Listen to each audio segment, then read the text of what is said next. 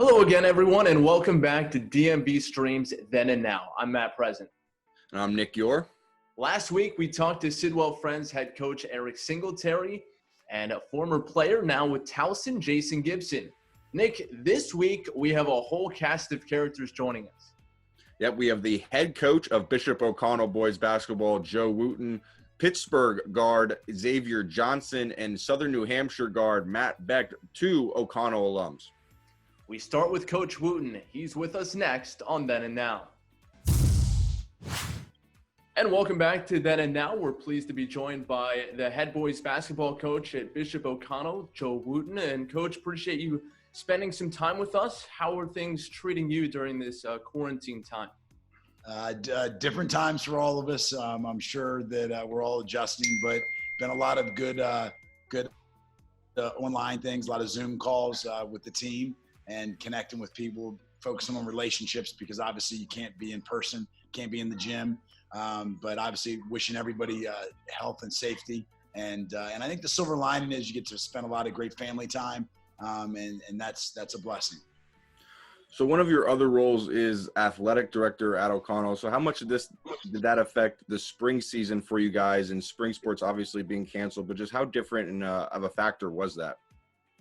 So it was obviously we started this spring. Maybe some of the teams got into scrimmage. Baseball got in one game. Girls lacrosse got in one game. And then obviously we're shut down. I think March 12th was our last day. And it was hopeful throughout the spring that maybe we would get back, but it became apparent that things were not going to reopen. So we've been on weekly athletic director meeting calls, had one this morning, and just trying to look at the scenarios for the summer, scenarios for workouts, scenarios for the fall.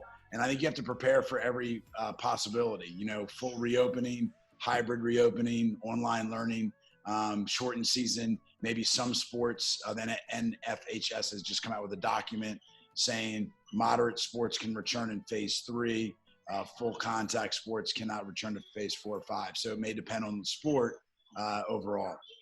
Well, Coach, as we go along here, we'll revisit what's upcoming for you at O'Connell, but we want to go back in your career a little bit. And obviously you got your coaching start at Furman and then moved on to coach at your high school alma mater in DeMatha before making the jump to O'Connell. What made O'Connell the right fit for you at the time that you decided to take the reins?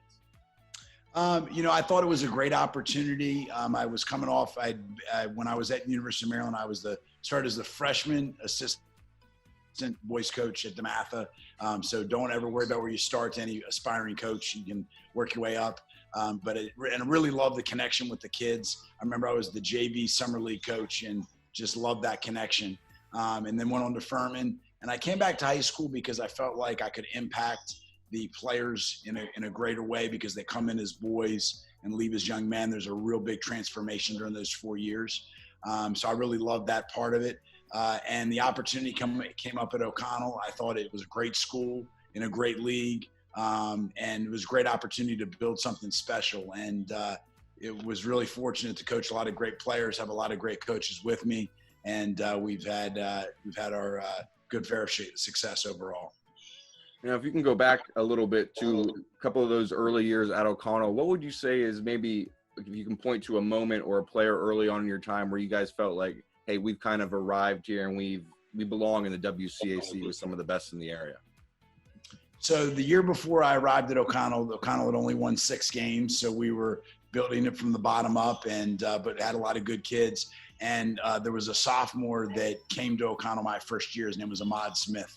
And he went on to St. Bonaventure, played 12 years pro in Europe at the highest level in Europe, and does training now. Just probably was one of the pivotal figures in O'Connell basketball. We won 17 our first year, 16 our first year, 17 our second year. And his senior year, he was the lone senior starter. And I remember we played St. John's and it was our first quality league win. It was a 1 or 2 point game. And Ahmad Smith came down and hit 3 consecutive threes on 3 straight possessions. And it went from a 2 or 3 point game to a 12-point lead and cemented that win. And we ended up making the WCAC final that year, the Alhambra final, and 30 wins, which set the record at the time for wins in school history. So Ahmad had to be the guy. And I thought was really significant about him, and I use him as an example to my current players, is he led by example, but he was not the biggest talker, but he led by example, and he led by the standards he set for himself. He would just raise his level. I remember as a senior, we were in a practice, and practice was going okay. He just raised his level of play, didn't say a word, and the whole level of practice came up. So I'd say he's one of the few that definitely were a pivotal guy in terms of changing the program, but a lot of great players with him. How gratifying is it just to look back to his time and kind of where you started and see where the program is now, just the overall growth?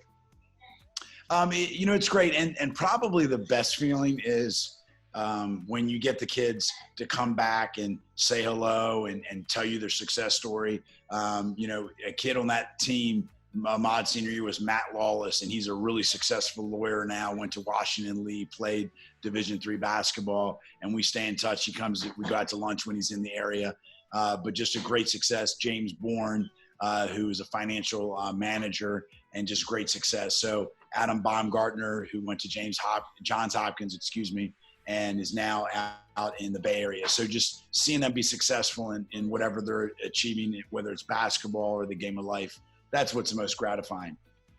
Now let's fast forward a little bit here, and we'd love to ask you about your relationship with current DeMatha head coach Mike Jones, obviously a teammate of yours in high school on that undefeated team in '91. He took over for your father in 2002. What was kind of the relationship you two have gotten to have over the years? Because you guys have been such fierce competitors and friends for so long. Mike was a great teammate, and we played together all 4 years in high school. In fact, my first memory of Mike Jones, my eighth grade coach, a guy named Mr. Geelan, turned to me at open gym and said, "You got to worry about guys like him because he's a good player." And Mike was about 6'2", 6'3", and could play. We were on the freshman team together, the JV team together, varsity for 2 years, and had a great senior year. So go way back. And actually, when I was an assistant at DeMatha, I had, encouraged Mike to come back and be an assistant. And then I left for O'Connell, and then obviously he took over at DeMatha. So great friends, but we're great competitors. I mean, if we were teammates, we push each other, we challenge each other, and we're going to do that in the game. We're going to respect each other after the game, before the game, but during the game, we're competing to get our teams to play to their potential. So there's been competitive moments, no doubt, but Mike's a good friend and has done well. So very happy for him as a teammate. Nick mentioned your dad, and I think we'd be remiss to not mention him a little bit here as well. Morgan Wooten, such a legend in the DC area basketball circles for years and years, and obviously passed away in January. Thoughts and condolences with you. But I would imagine it, as difficult as that is to have someone so close to you pass away, what was it like just having the outpouring of support from all of the different people that he touched throughout his life and coaching career? It's interesting. He always had a statement. He said, as a coach, you have an opportunity to touch people's lives and make a positive impact on them. And the outpouring of support was unbelievable, very heartwarming, very touching for us as a family. And, it's amazing. People that didn't know him, but, knew me through basketball, reached out. And it was amazing. I think they always say, pay it forward. They always say, I think that the movie game, Seven Sides of Kevin Bacon, where there was all these connections in life. In basketball, it's a small community. In fact, I was on a junior NBA call yesterday, and it was with Anthony Grant and Brian Keys from OKC. And, just the connections we had, and Jay Billis was there. So just basketball is a small community, and the outpouring support was tremendous. And I think it also just speaks to the impact coaches have. And you can impact kids in different ways. And I think we're very fortunate to have that opportunity. Yeah, and speaking of Coach Jones and Morgan Wooten, your father, obviously, there was a recent documentary that came out on Showtime called In the Water, showcasing the rise of basketball in Prince George's County, Maryland. I'd just love your opinion on the subject, being you've been so connected to basketball in this area. What makes basketball so special to the DMV in the area, in your opinion? Well, first of all, I thought it was a great documentary. And, Quinn Cook was actually at our camp when he was when 7, 8, 9, 10. I used to call him Q. So I remember him. And obviously, great young man, great player. And I think he's a great story because of perseverance. He spent 2 years in the G League and really has made it work. And so proud of him and happy for him. But I think, I think a couple things define the DMV. Number one, there's always been great players and a great love for the game, going back to the Jellic Boys and Girls Club, the Blair Summer League, the Rock Summer League, even in the summer, all the different things that have happened. So I think it's been a great thing, been great high school basketball, great coaches. And obviously, my father was a great coach, but other great coaches in this area, Joe Gallagher, Dick Myers, just great Lou Wilson out at Wise, great Mike McLeese down at Dunbar all those years. And so, just great coaches, great players, great fierce competition. I think it was really something special about the DMV. And then I think it kind of became a mecca of high school basketball, a mecca of youth basketball. So just tremendous. And I thought the documentary captured that. Yeah, I would agree. It was really well done. I enjoyed watching it. Was hoping it would be a maybe multi-part series like the Jordan one, right? But it wasn't. But now let's focus a little bit more on O'Connell. And I've always wanted to ask you this, being from Arlington and watching such great O'Connell's teams over the years. I mean, I think the first one I can remember was Marcus Ginyard, Dave Neal, that Brian Majors team that was so good. And I've just always wondered, without giving away all your secrets, what has been your main recruiting process since you've gotten at O'Connell? Since, let's be honest, I mean, it's a little bit different being at O'Connell in Northern Virginia than it is recruiting in PG County and DeMatha. So, I think number one, I got a piece of advice from my father, and he would share this with any coach that worked in any business. If you guys and what you do from the media side is surround yourself with good people. And if you surround yourself with good assistant coaches, good support staff, and good young men, I think that's really important. So I think it starts with people. And I think everything's about relationships. One thing that resonated with me about my father when he passed was how positive he was. And so just building positive relationships and understanding it's a father-son relationship. And that means at times it's and Jay Bill has said it so well, it's all about the players. The coaches are here for the players. And so I think if the kids know that, but at the same time, just like a parent is there for their child, there's times when you have to have an honest conversation and say, maybe your standards aren't where they need to be, or maybe I can expect more of you, or maybe you can expect more of yourself. And so I think all those different things, add into it's not rocket science. It's building relationships, seeing players. Like I mentioned, we saw Quinn Cook, when he was at camp, when he was a young player. Melo Trimble saw him at camp as a young player. Kendall Marshall is at camp as a young player. And you hear about players. You hear someone say, hey, there's a good player down at this middle school, or go see this team. And I can't tell you, of a phrase I use in my staff all the time is activity breeds activity. It's kind of like as a news reporter, you go to cover a game and you find another story that's kind of interesting, and you weren't there for that story, but you end up because you're in the gym. So I think the same thing is, and you mentioned Brian Majors. I was recruiting Dave Neal, and Bryant was on Dave's team, I believe, or was playing against Dave. And I just noticed this guy that took all these charges and was a great defensive player.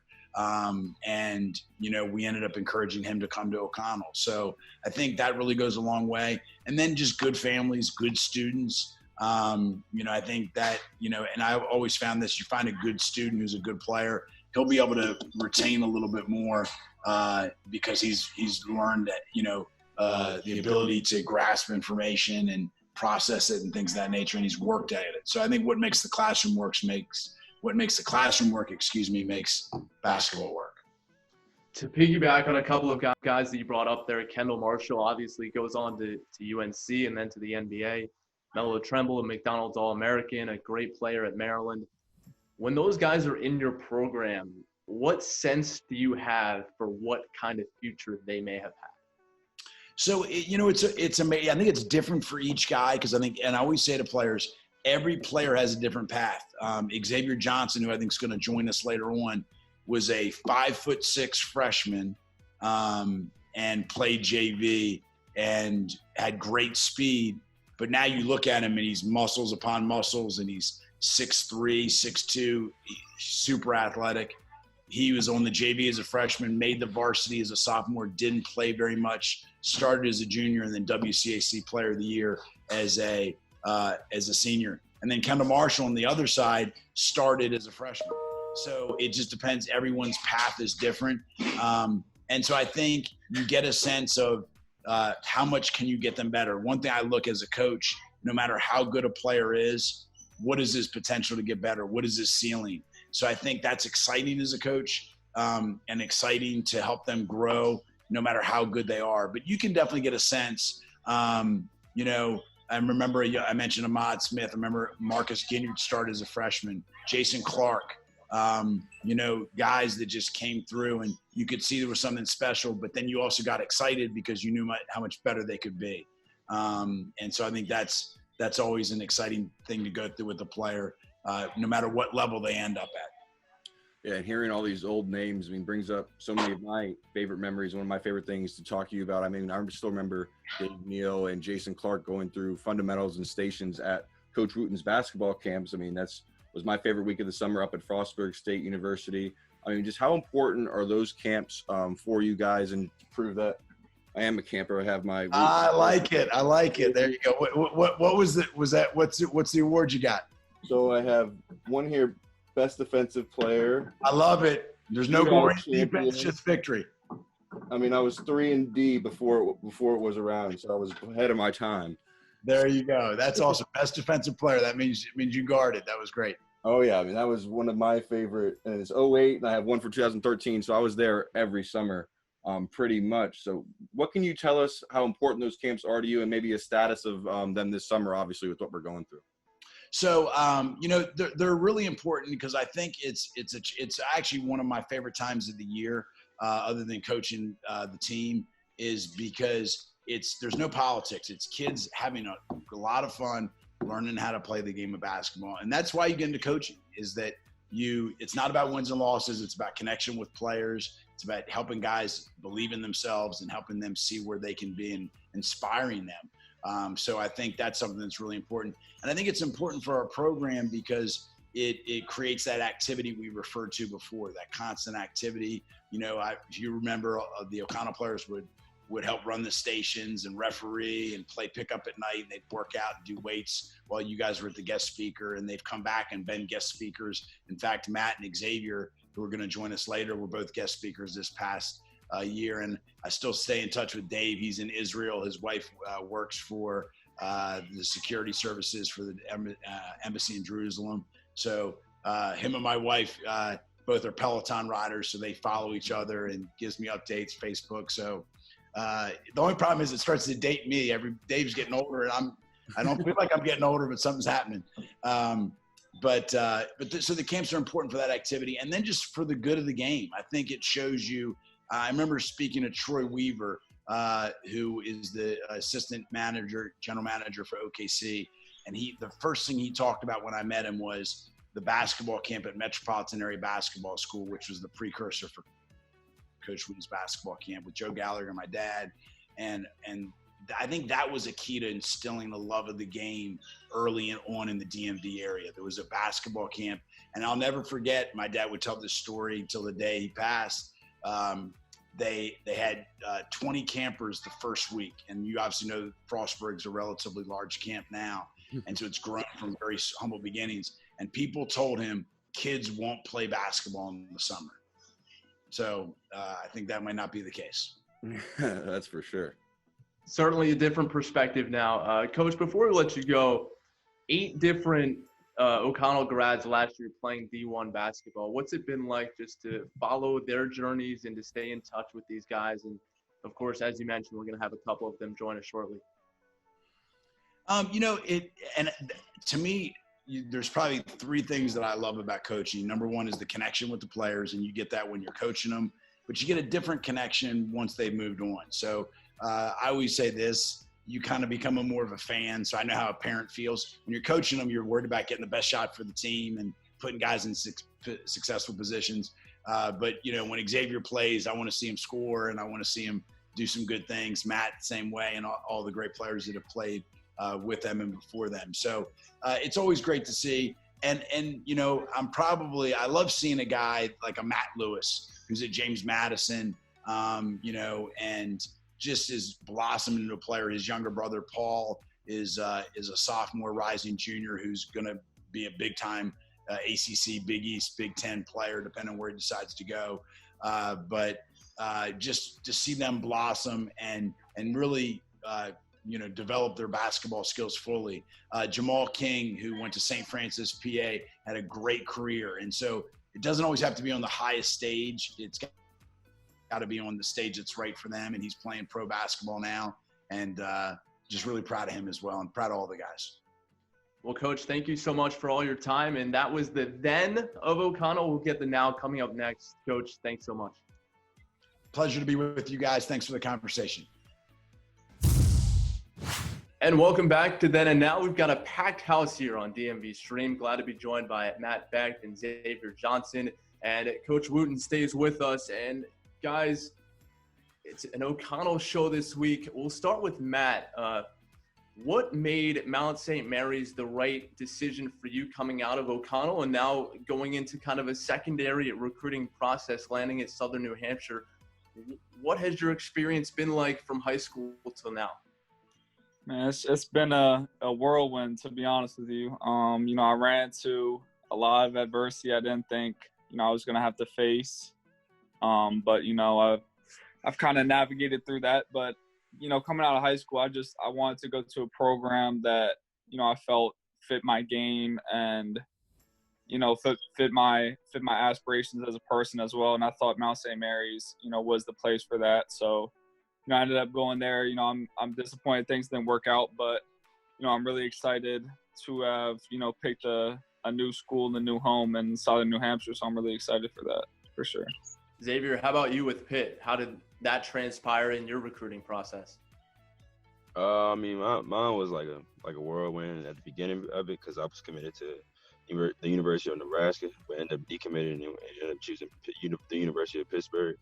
But I chose there because I wanted to show like what I had my freshman year. I feel like I could compete in the ACC, and I feel like that was one of the best conferences in the college basketball world. And Xavier, sticking with you here, what made, if we go back a little bit since this is then and now, what made O'Connell the right choice for you in high school and allowed you to get to that next step in that ACC Division I level? What sold with Coach Wooten and O'Connell for you early on? The main thing I looked at was I saw that Coach Joe, he was a truthful person. I seen that he was going to help me out tremendously, which he did. And, I had two choices. It was either O'Connell or Pilati. Pilati was too far, and I didn't really like the school that much. It wasn't a bad school, but I didn't really like the basketball part of it. But, O'Connell, it just fit me because I saw, like, the players that came out of there, and I felt like I could be one of the next ones. Yeah, and Matt, moving on to you. You had a little bit of a different route, kind of developing more on the JV level and then making the most threes in the DMV area. How did you know O'Connell was the right choice for a player like you? Maybe not as big a star right away, but certainly found your role. Yeah, O'Connell was basically kind of a sure choice for me. Like, I grew up, I knew Coach Wooten all through middle school. My cousin was on the coaching staff, actually. My brother went to the school, so it was a no-brainer. But I think, if there was to make a decision, I would have definitely, chosen O'Connell again, without a doubt, just because – they develop their guys. You get to play the highest level of basketball in the country, and, it's a great school. Those were really the three biggest things. Even though I didn't really have much of a choice, I felt like I was going to the best school for me, for sure. So, Coach, what do you remember about recruiting these guys and getting them at O'Connell for the first time? I remember different for each of them. I remember Xavier played for the Fredericksburg Heat and came up and played in our tournament. Joe Cantafio, who's now an assistant at Lamar, was my assistant at the time, and saw Xavier, I think, play out at South Lakes in one of the games. And he told me, he said, this player is really good. Got to know his dad. His dad actually coached with us for a few years, and got to know Xavier. and loved his speed. He was actually kind of small. He was actually smaller than Matt. And he was like 5'6", 135 pounds, but now he's all muscle. And Xavier, are you 6'3"? Yeah.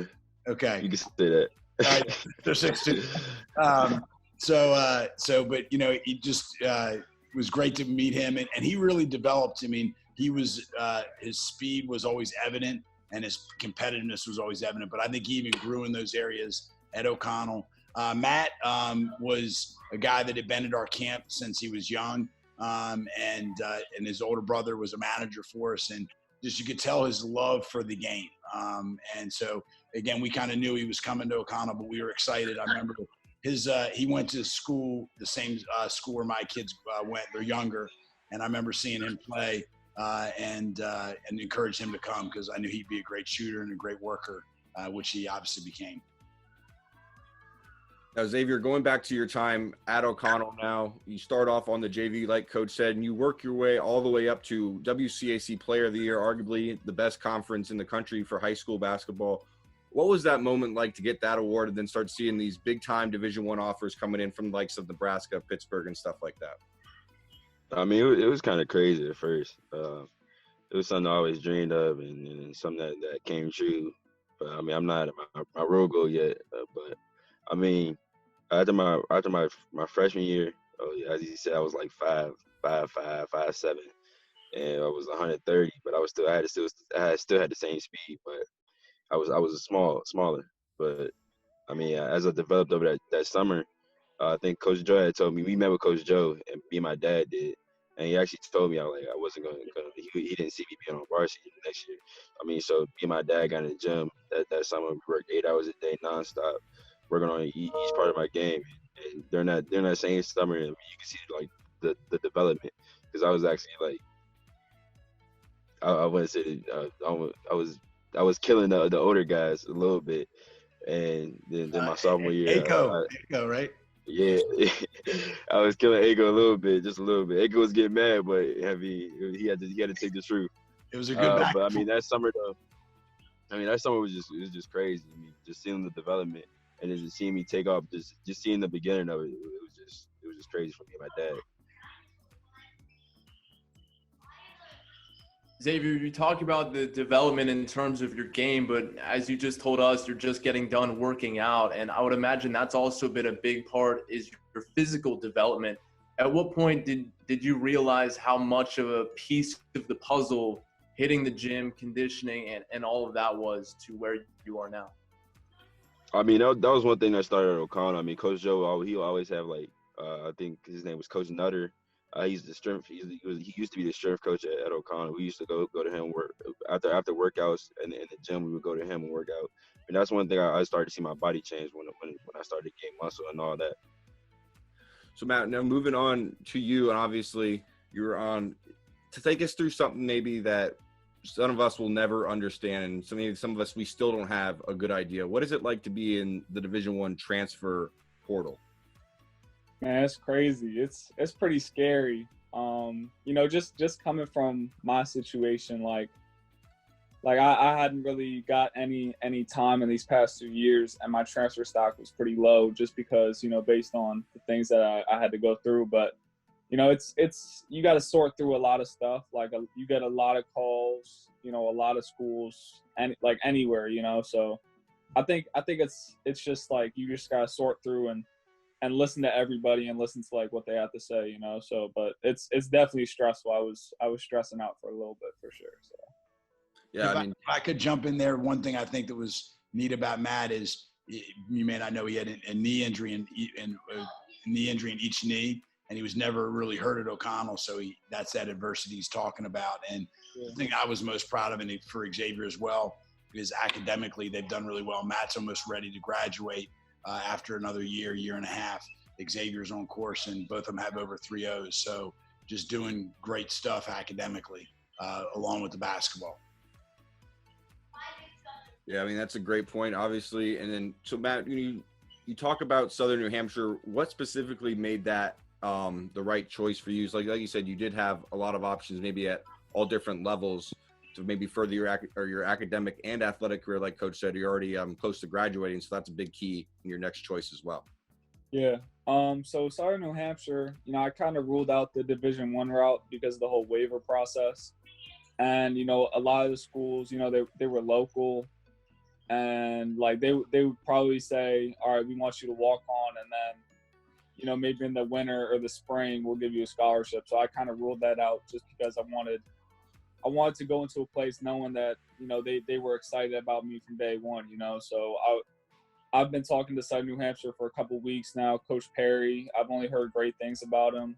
I took some time to pray on it and think about it, and I just ended up pulling the trigger. It seemed like the right decision, So that's it. Finally, thinking back to your high school days, we'll start with Matt and then Xavier. Just give me one moment that will stick with you, your best on the court moment at O'Connell. Best on the court moment. I was actually on a podcast, one of my friends' podcasts earlier this week, and we talked about this. I think X might not remember this, but and it was my junior year, we went down to Georgia, and I think I had like my first like good game. Like, like this is like, I think Coach X or Coach Woot remembers this. Like, it was probably like we played Norcross, nationally ranked. They had kids going to Duke, and they had a freshman who's going to Kentucky. Just a bunch of like it was a high level game, and then I think I had probably one of my best games of my junior year, and it was just a lot of fun. We came to the locker room afterwards, like real pumped after a win. But there's so many to choose from, but I just wanted to give a different one than I said on the podcast. So, Xavier, how about you? What did you feel was your signature moment? It was probably senior night. Senior night, I didn't have really that good of a game. But I mean, I think we were tied with Gonzaga for like third place, and so I think we ended up winning that game. Got the dunk. I think it was my last dunks at high school. But I mean, one of my real favorite moments for real is we was in San Diego, and like this will stick with me forever. Like it was when Matt, he went off for like 7 threes, and I was like, he had the whole gym rocking. It was like he was over there, he's shooting the ball, and he'll turn around automatically. But like before even ball went in, he would talk to the stands. It was the craziest thing ever. Hey, that was against Sharif O'Neal, right? Yeah. Yeah, and the headline was, "Don't bring a dunk to a 3-point contest." We've had some nice dunks. And it was funny. I was mad at Matt because he had a 3 in the championship game, and he was about 24 feet. And I said after the game, "Why did you pull that?" He says, "I was about to." Nah, it was at like half court. It was at. Hey, you were feeling it. I should have shot it for real, but I mean that's probably up there too. There's a lot, but I remember that game. X probably passed me the ball 30 times that game. Like I don't even think he tried to score that game. He was just trying to give me the ball. I mean, that's my brother right there. Oh my gosh. And I think that let me look. If you look at Xavier, I think that's pretty cool as a teammate. He's talking about what Matt did well. Yeah, no, that's probably the summary of our high school careers. Like some of my favorite memories are him playing well, and like he said, senior night, like I loved watching him get the dunk and then being like mobbed by, like we were in the gym all throughout high school together. So to see each other succeed is like us succeeding, So it's just great. It's just great. Yeah, and it's great to get you guys back on here, just see your reactions, telling these stories. But we'll get you out of here on this for each of you. Matt, you can start. What's you think, or what are you trying to improve and really add to your game this summer going forward, since this is probably the most prolonged off season you guys have ever had in your life? Yeah, no, I mean, I think the biggest thing I got to add is, more like turning into like a combo guard, so I've kind of been, a spot up shooter for the majority of my time. And, talking with the coach from Southern New Hampshire, they're like we want you to put the ball on the deck. We want you to come off ball screens, make reads. So like, I think that's the biggest thing, just being able to, create offense for myself, make plays for my teammates, and expand my game. So. Yeah, and Xavier, same thing to you. What are you working on really with Coach Capel up there at Pittsburgh? We're working on like me playing off of like I would say like getting the lane, not going like 1-2 like when I catch and shoot, just really just basically footwork, honestly. Well, guys, thanks so much for joining us. It's awesome to see you guys interacting and the memories you have being at O'Connell together. Really appreciate it. Thanks for spending some time with us on Then and Now. Thank you for having me. Good to see you, Matt and Xavier. All right. Good to see you, Coach Joe. That'll do it for another episode of Then and Now. Our thanks to Bishop O'Connell, head coach Joe Wooten, along with former players Xavier Johnson and Matt Becht. Awesome to talk with them and hear their memories from their high school days at O'Connell and where they are now playing D1 basketball. Remember, you can catch Xavier Johnson at the University of Pittsburgh next season, Matt Becht at Southern New Hampshire University, and Joe Wooten patrolling the sidelines at Bishop O'Connell, as usual. And you can catch us on dmvstream.com and follow us on social media at DMVstream. We'll see you again soon on Then and Now.